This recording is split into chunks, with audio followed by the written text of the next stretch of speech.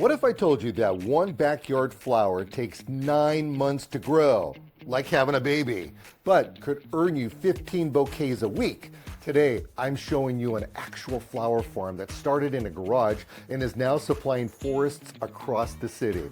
You're about to meet a mom who talks to her plants, and they actually listen.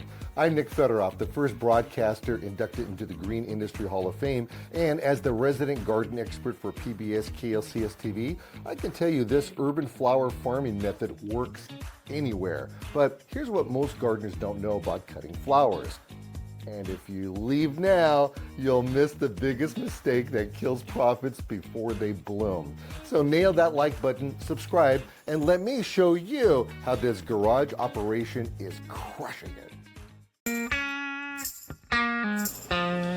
So this is the heart of the operation, right? Yes. Or is it just the beginning of the operation? Well, the beginning. The beginning. Because then it goes out there. From here, it goes there. Yeah, because we're kind of in a garage, aren't we? Yep. Yeah. How cool. Now, how cool is it to know that you decided to start a business out of your garage? You know, that's how some of the big companies start. Right. You know. Yeah. Yeah. I agree. So watch out, right here. That's what's going to happen here. Okay. So you have a niche kind of business. Yes. And how did it happen? Well, I was pregnant with my third boy, and I was trying to find some creative outlet to get all of us outside. We were always in the garden, always doing something outside, playing the mud or swimming or something. So I was out there one day and I started a vegetable garden. This was right after COVID. And then I told my mom, who built all of my flower beds, which I'll show you. But and I said, just keep one bed for me to grow flowers. I just want to grow flowers. And then one thing led to another, and we just said, okay, now that bed and that bed, I want to grow flowers. Okay, maybe another bed. So then the vegetables shrunk and the flowers got bigger. And I said, you know what? Since I decided to quit my job and be a full-time mom, I wanted something to do outside with the kids. So I decided that that'll be my thing, is I'll grow flowers and I'll either give them to people or I'll sell them. So that's where I started. Now, did you have any notion what a flower was, the names of them, or how to start any of this? I mean, I know like the basic, like roses and carnations and all the things that I didn't want to grow until I started doing more and more research into cut flowers and what grows with the long stems. And you can't just buy Home Depot flowers and hope that they grow long enough to use in a bouquet. So then I did start doing research and looking up online. And when you go to buy seeds, you have to look at how tall they'll get so you could use them for bouquets and stuff like that. So yeah, and then it was just trial and error. If I grow something and I didn't like it, and I wouldn't grow it the next year, and it would just dwindle from there. Okay, now for the record, my forte happens to be ornamental horticulture, but that includes trees and shrubs and lawns, and also vegetables. Okay. So you're going to have to guide me here because flowers, I'm still learning, but I will try. They're not my dealio.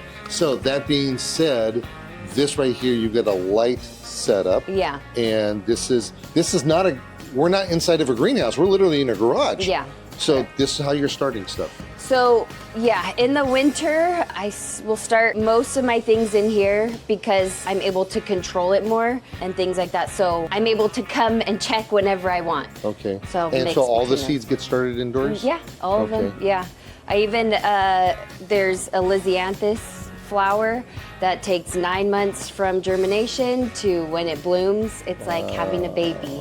And then from here, now we get to go outside once you have something going on over there. So let's go do that. I'll show you this.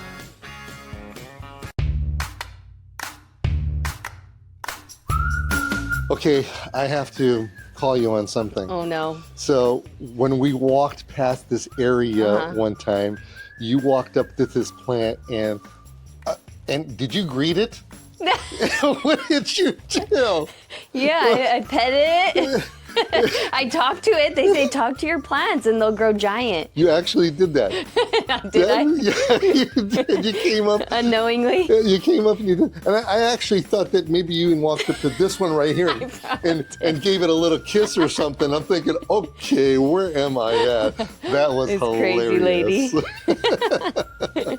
Okay, so that being said, we have over here, once the plants have sprouted, you mentioned off the air that you bring them out to the greenhouse. What's the reason for doing that? So I'll bring them into the greenhouse, especially during the winter, more or less, and spring.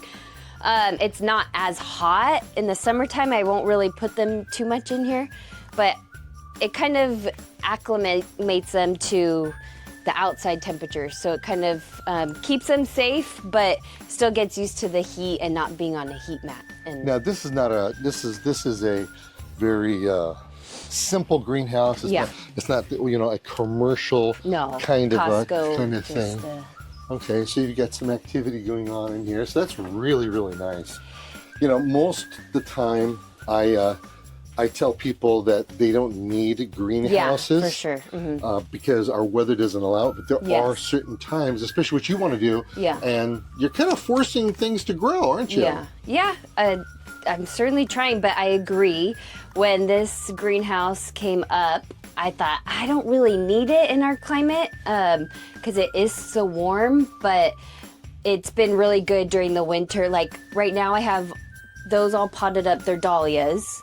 And I'll start them in January. Not these ones, I started them not too long ago, but January, I'll get a head start. Even December, you could start them, just put them in here, get them warm, and then I'll put them in the flower beds behind us and start them early.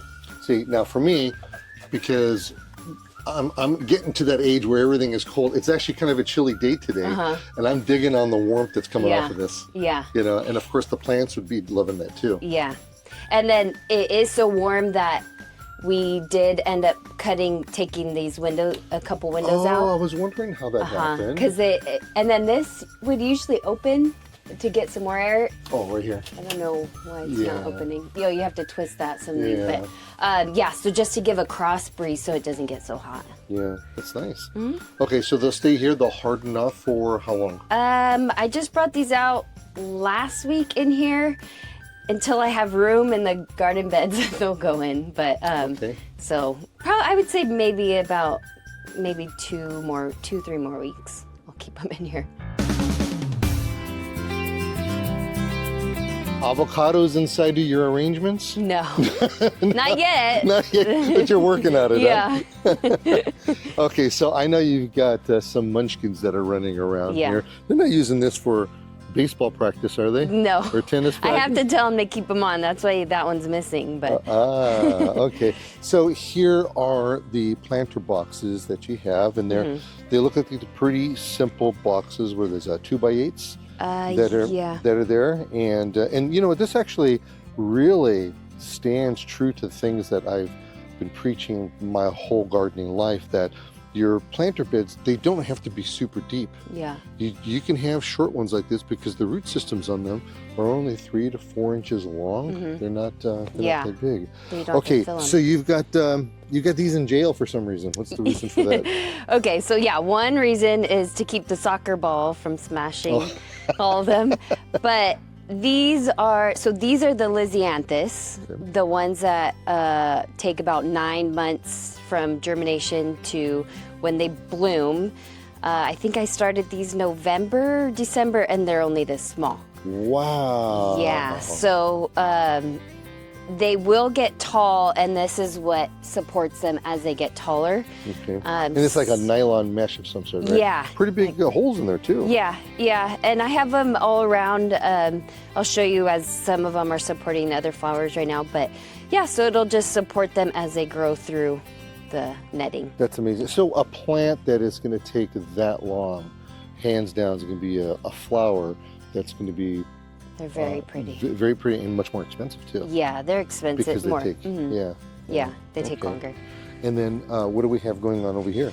So this is a little bit of everything. I have some cress, orlea, snapdragons. I do have baby's breath.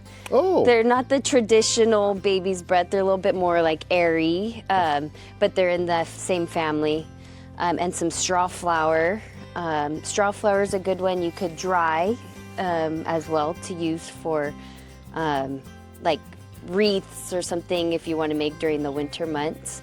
And by the way, that's why we're here, because you do bouquets, Yes. and you have single Yes. flowers, and you've got clients that you Yeah. actually sell to, and you're that's really Yeah, so I love try that. to grow a little bit of everything to make bouquets and arrangements, but then I also want to grow enough where I could sell bunches to florists and things like that. I Yeah. see. And are you getting used to naming these plants, knowing Yeah. what they are, just by seeing them? Yes, I am. Okay. Yeah, Yeah, it that's took a really while, important. but yeah. But you also have them labeled, which is smart. Yeah, Just in the seed trays I have them labeled because they all look the same when they, Yeah. yeah, you have that first set of leaves, and Yep. those are cotyledon leaves. Yeah. And these cotyledon leaves are, it's a fascinating structure and how it all works. Those cotyledon leaves actually are putting energy back into the seed and into those roots so that the true leaves can come out. to come, yeah, Ah, it's just beautiful. amazing. Okay, so we have some more over here. We have some more what? Yes, We so got a ton of these are doing a whole lot better, it looks like. So these are, I kind of did a succession planting. Oh, So those right there are stock, and they're the flowers that smell amazing. I have more over there, but these are all sunflowers. oh, is that right? Yeah, and so those Are ones, they going to be the itty bitty ones? yes. Okay. They're cut flowers, so there's no pollen. And the closer you plant the sunflowers, the smaller they'll grow. So you could use them in bouquets. If I spread them out too much, then they get a little too big for a bouquet. One year in one of my gardens, I did a total sunflower garden, and I did the miniatures all the way to the Giant. giants. Oh, it was so Oh, fun. cool, That's cool. just so cool. And the way the sun worked, it was going from the east to the west like this, and they would just follow the sun, and it Aw, was how so pretty. Now I noticed that you have drip irrigation all over the place. Yeah. So this is actually the first year we put in the irrigation. My mom did it, so we're trying to see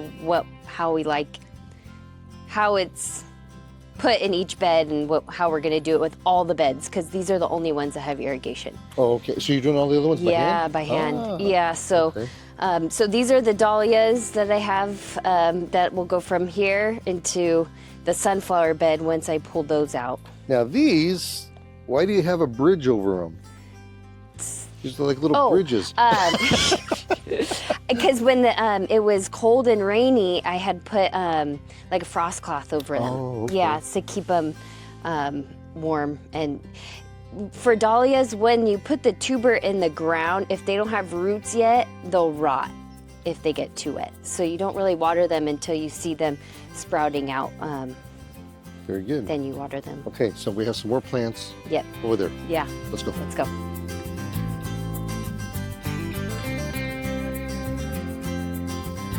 Okay, I think I'm gonna pick half of these flowers. Or are you gonna beat me up? These are beautiful, aren't they? They are. What are we So looking these are ranunculus, and they you plant them from a corm. at? Which is kind of like a bulb. Yeah, I like a bulb. And you soak them for about 3 to 4 hours, and then I put them in a tray and I pre-sprout them. And whenever ones sprout, I'll plant in the bed. Some get moldy and some get soft, and those won't grow. And then they're just the prettiest. I think these are the prettiest, one of the prettiest flowers I grow they're just all year. gorgeous. Now, this particular flower right here, how long is it gonna last as a cut flower? As a cut flower in a vase, these will, if you cut it at the right time, like this one will probably last about a week. But like this one right here, see it's kind of squishy, it's still kind of closed. You could easily probably get 2 weeks out of it. Okay, and then next door we have more. Okay, so it looks like you got a hoop house thing going on over here. Yeah, so last year, this is where I had our dahlias. And in the summer, it gets very hot, especially against the brick wall. So I will actually hang a shade cloth over the dahlias in the summertime. But this year I just left it, and right now it's just growing. Like this one we have, it's called agrostemma. And we have some rudbeckia right here. And these little ones are also rudbeckia.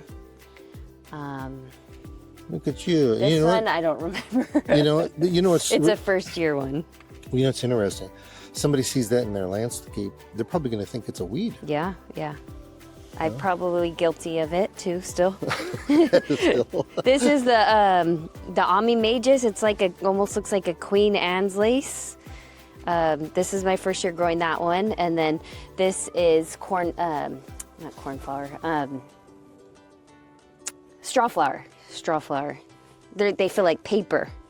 And you can see how that the plants are growing through the mesh netting. here, the netting over here being supported up. How far up do you have this? Right now it's probably about 18 inches from the bed up, and then as they grow, and I will just pull it up with them. Oh, yeah. Okay.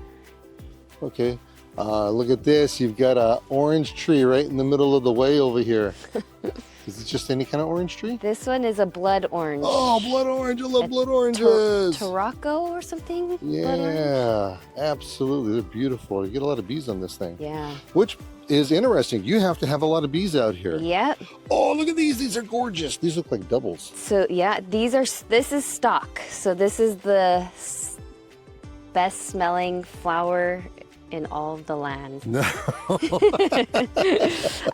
My personal opinion. So I did succession plantings of this too. I'm not sure what's happening on this section. I don't know. They're not growing the best, but yeah. So these are the doubles, like you said, and then we also have singles, like that one right there is a single. They are all pretty in their own stage. And how often are you harvesting?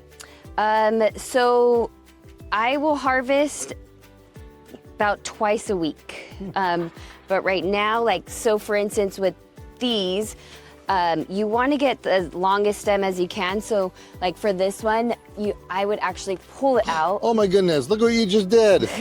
And then you strip the leaf. You'll cut this off right here and then just put it in your bucket. And then that way you have a long stem for bouquets. You realize I just had a little bit of a heart attack there, right?